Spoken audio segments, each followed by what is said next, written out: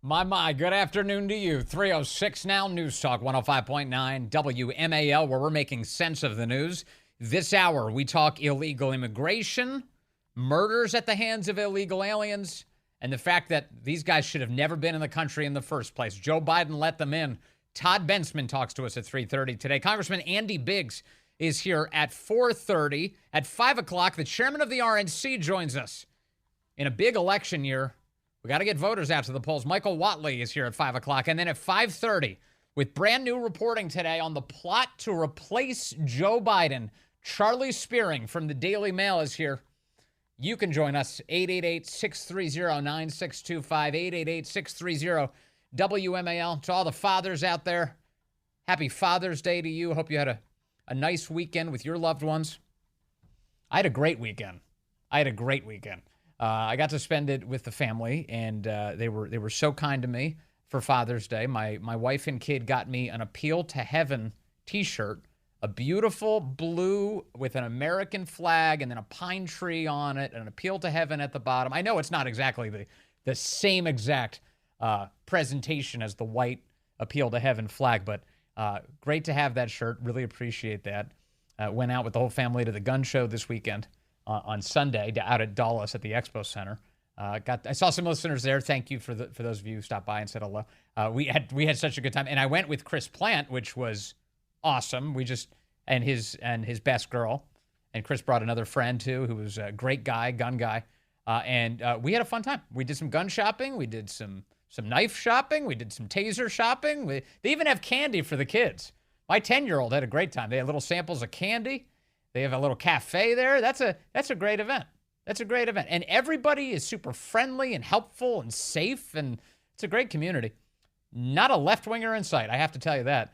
There were, at the gun show, I've been there a couple times now, and I'm always, not that amazed, but it's just amazing for this region of the country that you're walking through and there's Trump swag everywhere. Anti-Biden stuff everywhere. T-shirts galore and bumper stickers and magnets and you name it, they've got it. It's the best. And it reminds me of when we were kids. There used to be flea markets when we were kids, and you could walk around and see all sorts of trinkets and doodads and things. And when I was really young, they used to sell cap guns for the boys. You could buy a cap gun at a flea market, and it would look like a real gun. You could buy a real looking cap gun, and it was one of the coolest things as a young man you could possibly own. Running around playing cowboys and Indians. Used to be able to do that. No mas, you can't do that anymore. Nowadays, I don't think they sell those anywhere. And for a while, they started phasing things. Oh, they'll do a little orange tip on the end so you could distinguish it. But nowadays, I think they've taken the fun out of all of that. And, it might be a real gun, and everything's a war zone now. Anyway, among the real gun community, it's great. It was just so nice to be among so many patriots and people who can help me buy guns. I own some guns and got some more this weekend, but I don't know everything. I don't know who does. So I'm always asking for advice about, what am I buying here? What can this do? What can I attach to it? How does it work exactly? What am I looking for? How do I narrow it down? So my thanks to everybody who helped me. And one of the other things that stood out to me at the gun show that I wanted to report back to you on is, Scott Pressler's operation to recruit, register new voters, Republican voters all across the country. He says he wants to go to gun shows and churches.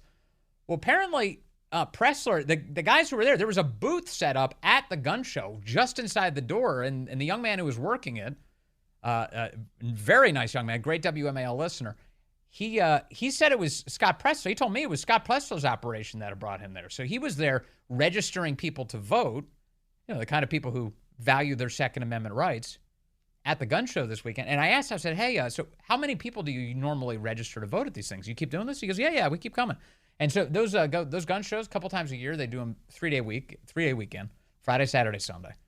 And said usually it's somewhere between 15 to 20 people. And because you imagine a lot of people who show up, they're already registered to vote. They're politically active, especially if they're gun people. My guess is a lot of them want to protect their rights, and if not all of them. And he said usually 15 to 20 people, but they plug away. It's about getting people registered to vote. It's also reminding the people who are already registered they should engage. Tomorrow in Virginia you've got the primary, and of course the general election. So a little visual reminder as you're walking in. Oh, gotta vote, gotta do that. But he told me yesterday they were ahead of pace. That this was a good weekend. I don't know how far ahead of pace they were, but ahead of that 15 to 20 for the entire weekend that they normally get. So that's good. Anywhere they can be. Those are a lot of hours they're sitting there waiting, trying to register people to vote. But that's happening. So that was encouraging. It was good to see that. And then kind of going backwards a little bit on the weekend, I started with Sunday. I want to go back to Saturday. Got out on Mr. and Ganamort's boat this weekend. The first time of the year for me to do that.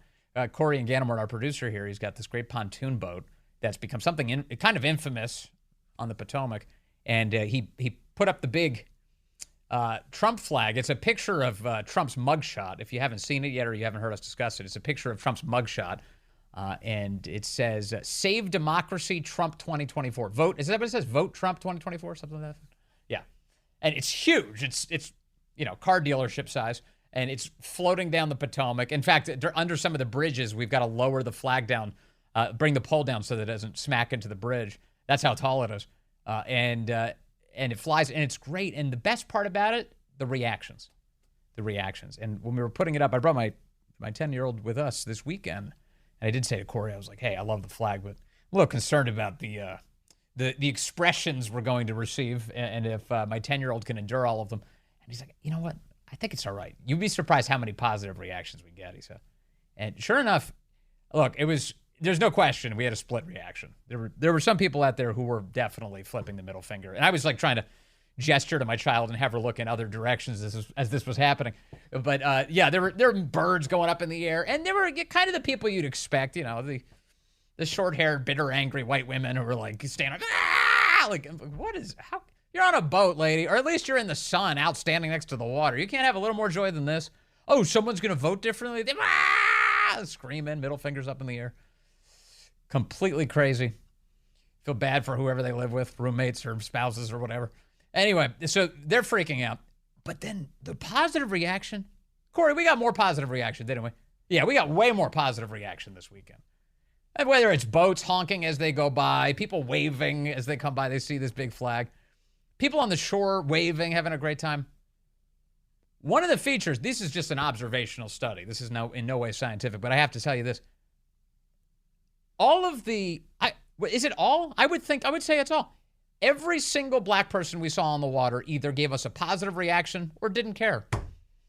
They didn't care. Not a single negative reaction from a black observer of the Trump flag this weekend.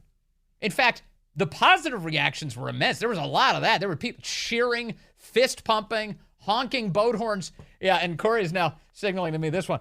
There was a boat now of two black women. They were driving a beautiful boat. They were going by.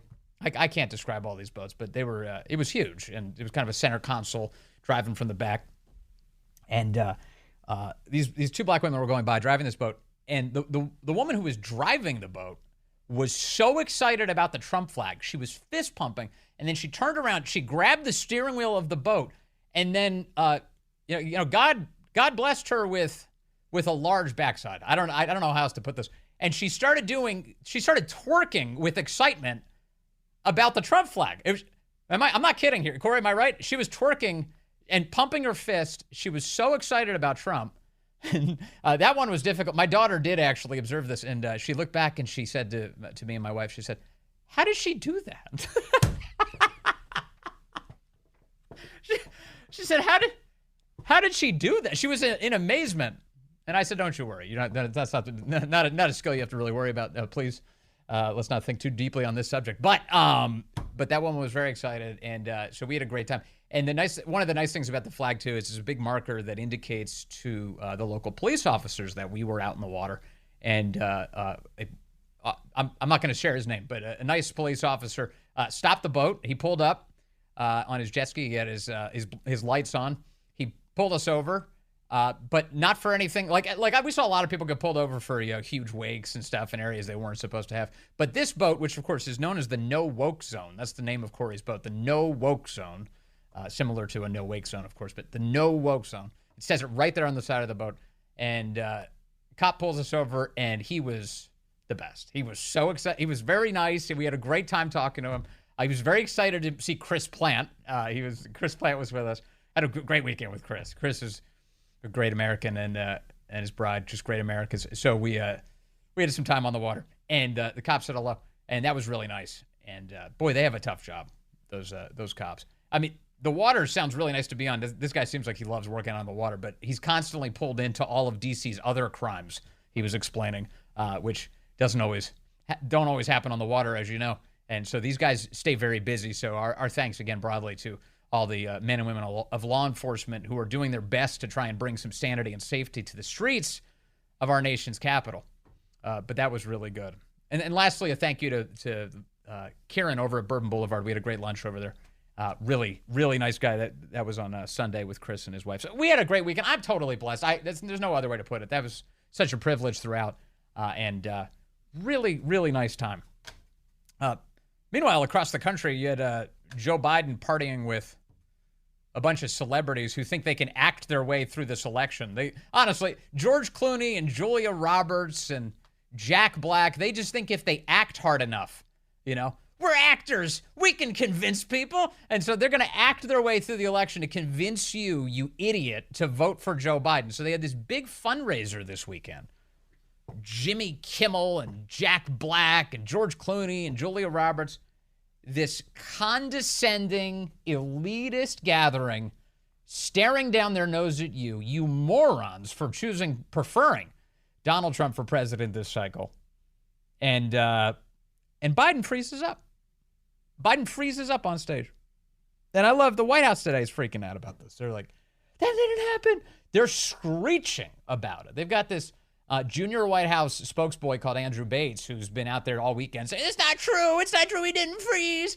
He's fine. He's totally fine. Yeah, okay. We watched the video. You can see the video. Biden locks in place and he's incapable of moving. Barack Obama comes over, grabs him by the wrist, and then yanks him off the stage, pulls him away. It's on video. Nobody invented this. It's on video for you to see. You can see the whole thing. Obama, I gotta say, there's all sorts of speculation about why Obama did that in particular, why he didn't choose another tact. He wasn't more graceful or tactful in terms of getting Biden's attention and gathering him up and putting his arm around his shoulder, hey, and guiding him off stage. No, Obama is so high on his own supply. This guy grabs his wrist and does this condescending move. The guy's patronizing. No matter what room he's in, he thinks he's in charge of it. All right, let's get out of here. He grabs Biden by the wrist and pulls him off stage. And if there are people inside of Biden's orbit who are ticked off about this today, I guarantee you they're not saying anything. They're keeping their mouths shut about this.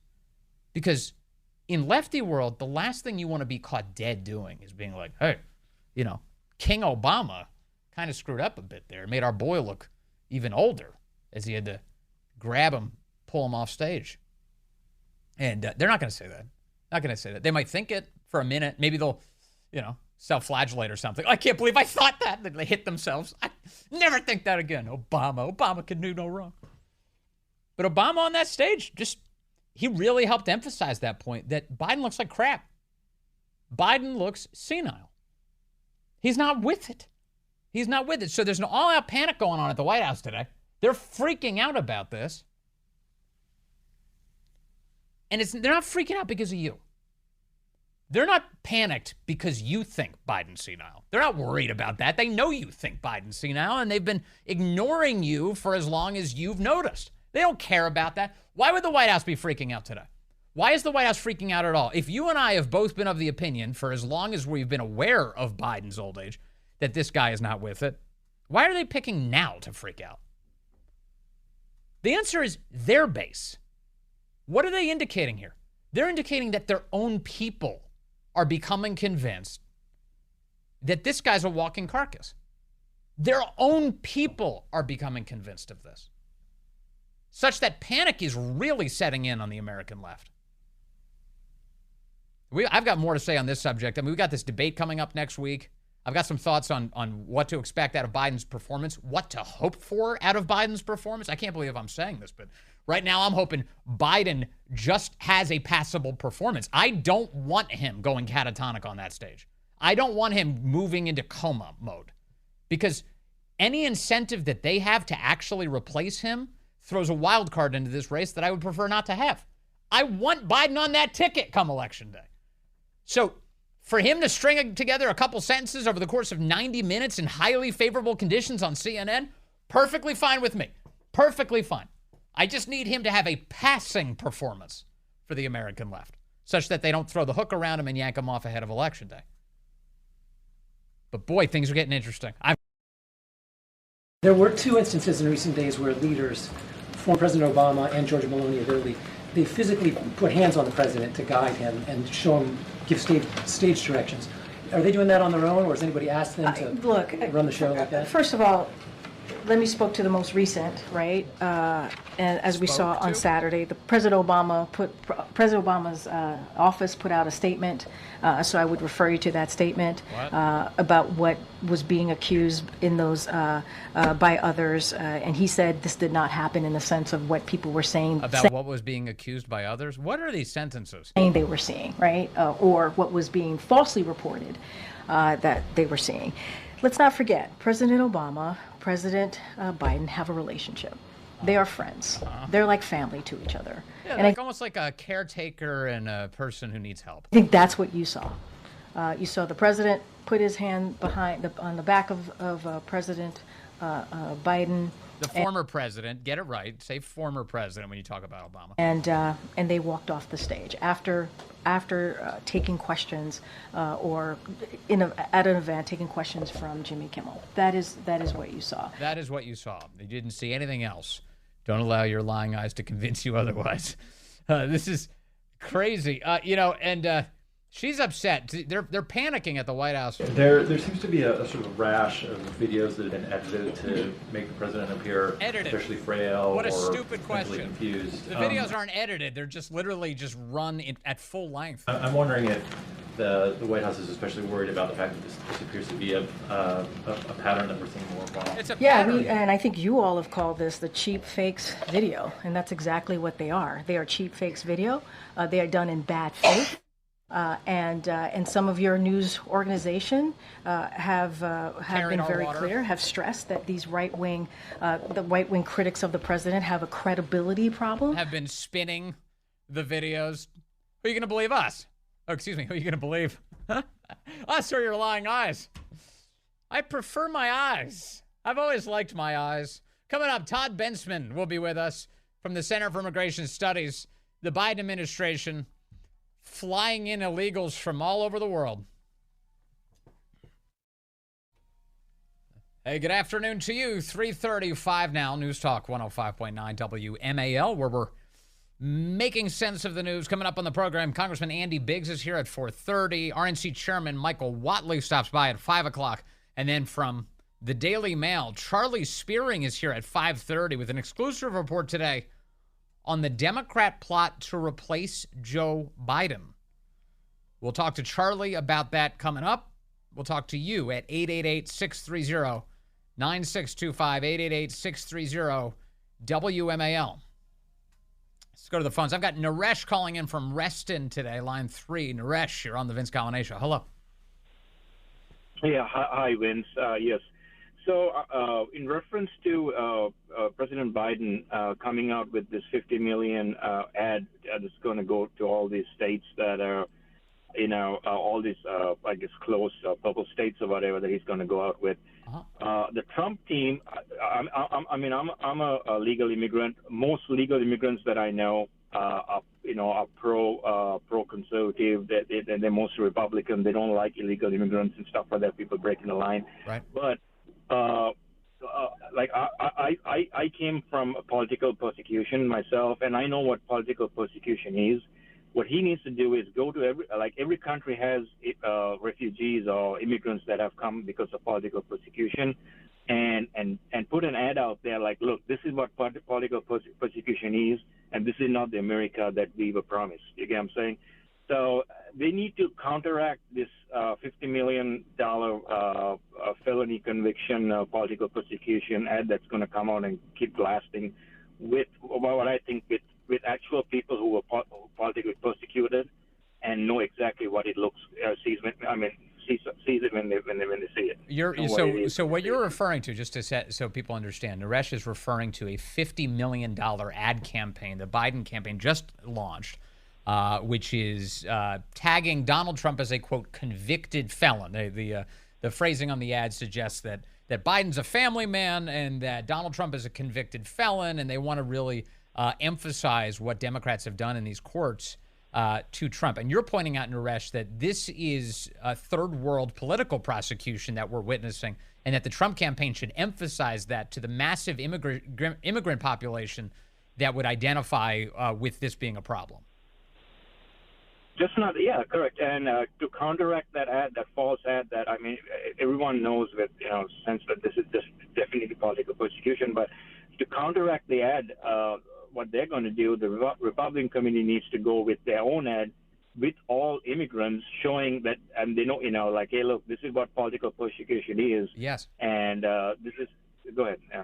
No, I'm agreeing with you. I think you're smart to say that. So in other words, American immigrants, legal immigrants all across the country who have fled those types of horrid conditions can speak very clearly about what they witnessed at one point and what they came to America to escape and what they're now seeing out of the left, out of Joe Biden. I think that's a very effective message and one that will speak to a lot of people, immigrant and otherwise, Naresh. Correct. Yeah. That's my point. It's a good idea. Thank you, Naresh. I appreciate that. And to Naresh's point, to help emphasize that, do you know that when it comes to illegal immigration, Newsweek headline from this past weekend, majority of Hispanics now favor mass deportation. Do you know that?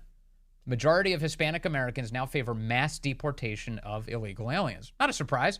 Hispanic Americans are Americans just like every other American.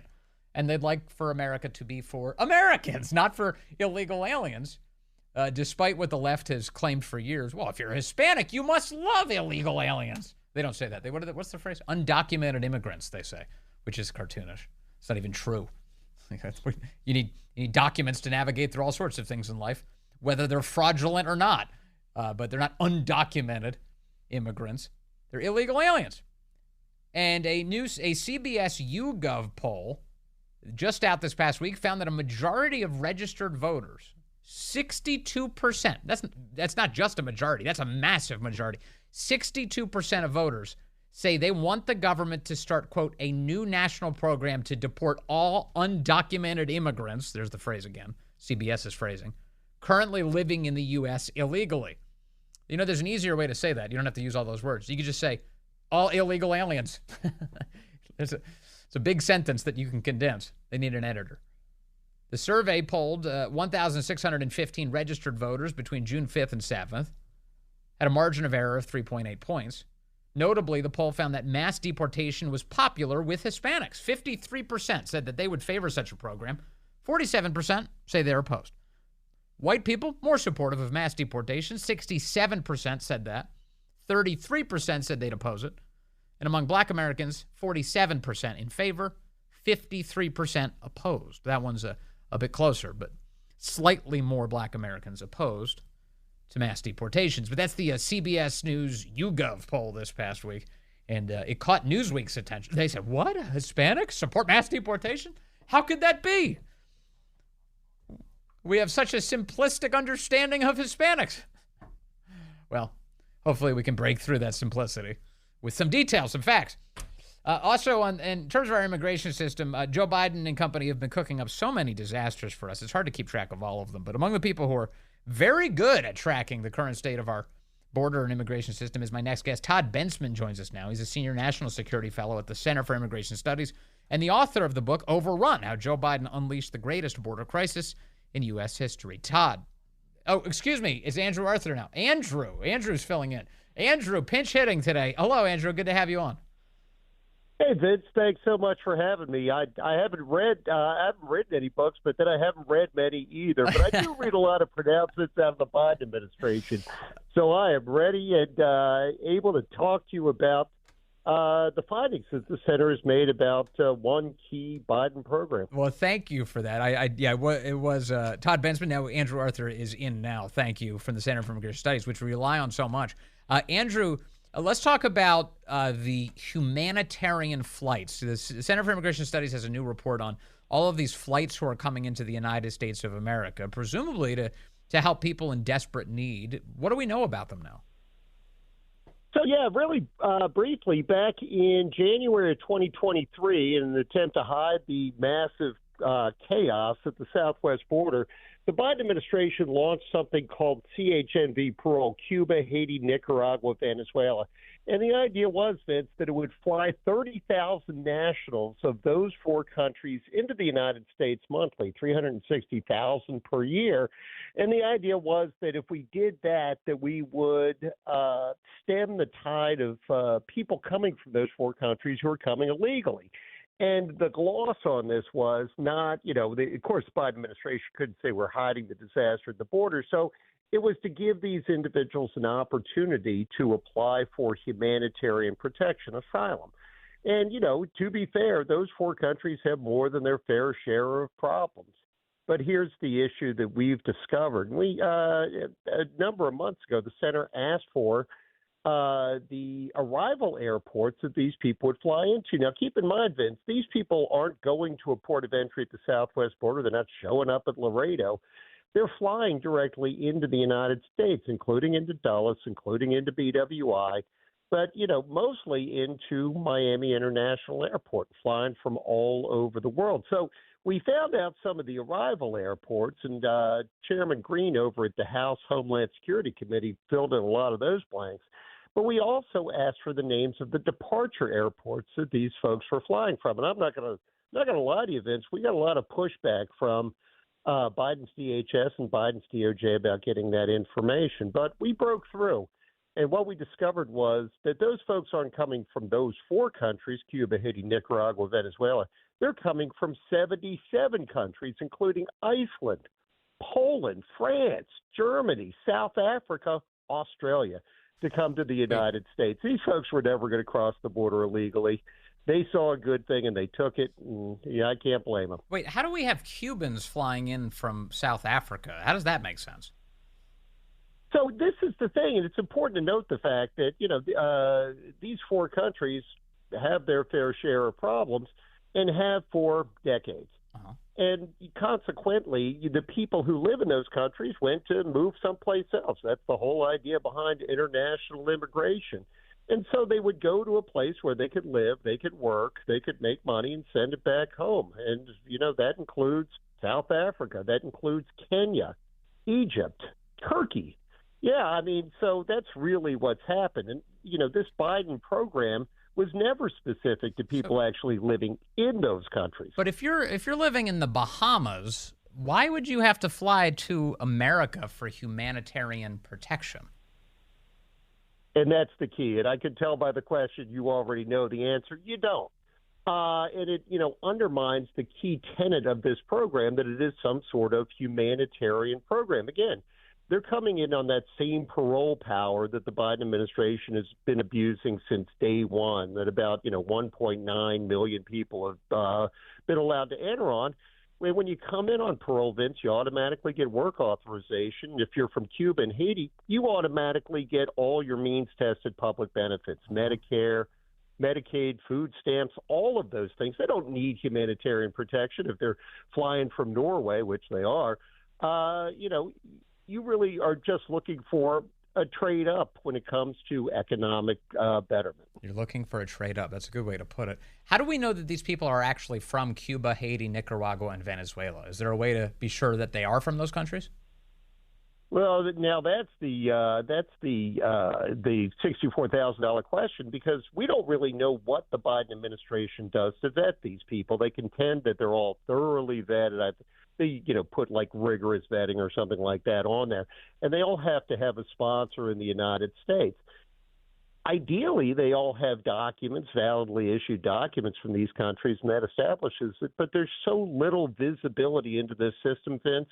It's a distinct possibility that's being abused by people who aren't nationals of those four countries. Right, because elsewhere across our so-called immigration system, we do see quite a bit of abuse and fraud, don't we? Oh, yeah, no. Fraud has always been an aspect of immigration. I don't say that in a bad way. It's just true. But, I certainly saw plenty of it when I was a prosecutor. I saw plenty of it when I was a judge. Saw plenty of it on Capitol Hill. But, these Wait, on Capitol Hill, programs, related to immigration? Yeah, Yeah, when I was oversight counsel for immigration, and when I was national security staff director at House Oversight, looked at numerous fraud programs. No, there's no fraud on. I thought you were talking about Ilhan Omar for a moment. I was like, well, tell us more. Okay, I got it. When you were working on Capitol. No. Far from it, and I don't want to answer any more hard questions the next time I'm up there. But yeah, I mean, this is a fact of life in immigration. And, one of the ways that we address that is by having rigorous vetting, by detaining people who come here who don't have a right to be here. In the course of that immigration court system, we can ferret out a pretty fair amount of fraud. When you're just cutting people loose, which the Biden administration has been doing in the millions, there's no way to identify them. So first of all, thank you for this reporting. It's excellent. And I do want to ask you about another aspect of what's going on with our immigration system. I keep seeing reports that Biden is set to announce a massive amnesty of some kind this week, reportedly developing a large-scale plan to provide legal status to illegal aliens. This is supposed to give amnesty to hundreds of thousands of illegal aliens who have married American citizens. Anchor spouses. What can you tell us about this? Sure. And the Biden administration has been teasing this. This was actually reported in the Wall Street Journal about a month ago, and I wrote it up then. You can go to CIS.org and just type in parole in place.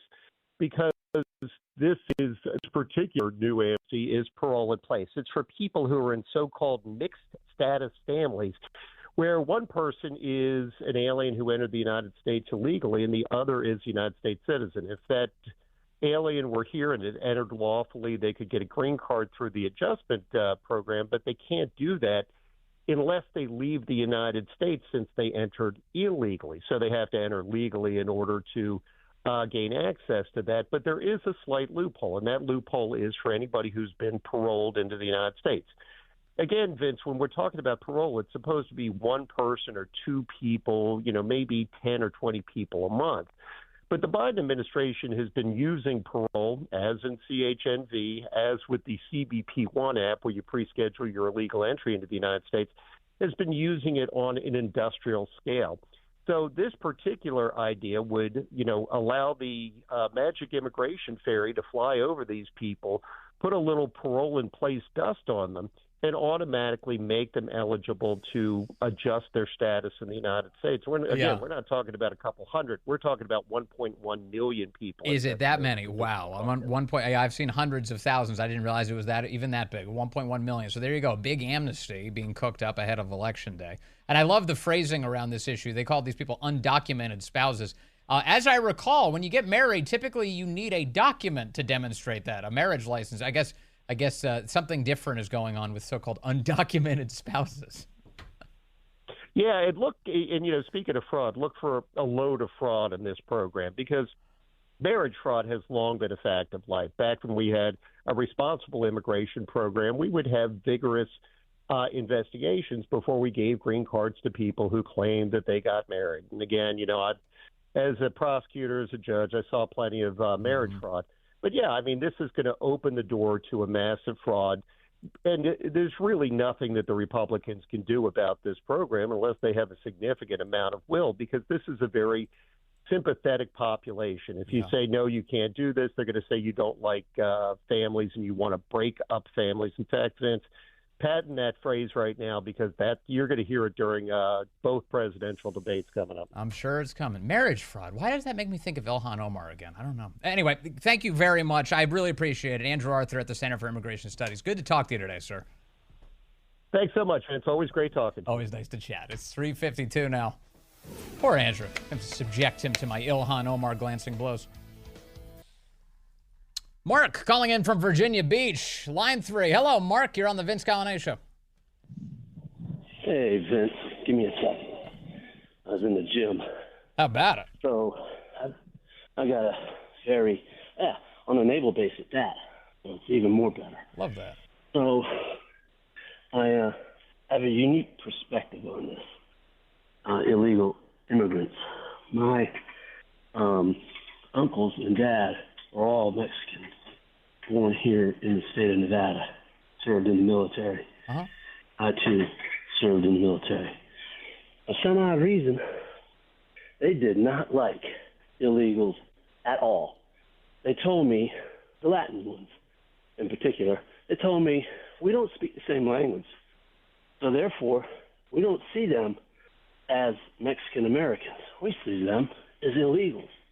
And they should all be deported because they're stealing our jobs and sending all that money back across the border. When you say don't speak the same language, you mean your family was speaking English? No, my family was speaking Mexican American, a Mexican in an American dialect, if you will. Oh, I see. Probably why they didn't speak the same Spanish. There's different kinds of Spanish around, as Different everybody dialects. knows. Sure. But, yeah. But out west, Mexicans that were born here in America, they're not into this illegal alien crap. I'm getting that impression. Yeah, it keeps on becoming clearer and clearer. Mark, thank you very much. Get to your sets now. Get back to that. I appreciate the call. Appreciate the service. Coming up, we're going to take a look at what's going on with the Biden White House.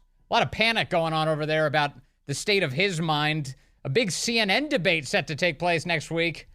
And Biden's letting illegals into the country who are killing our people.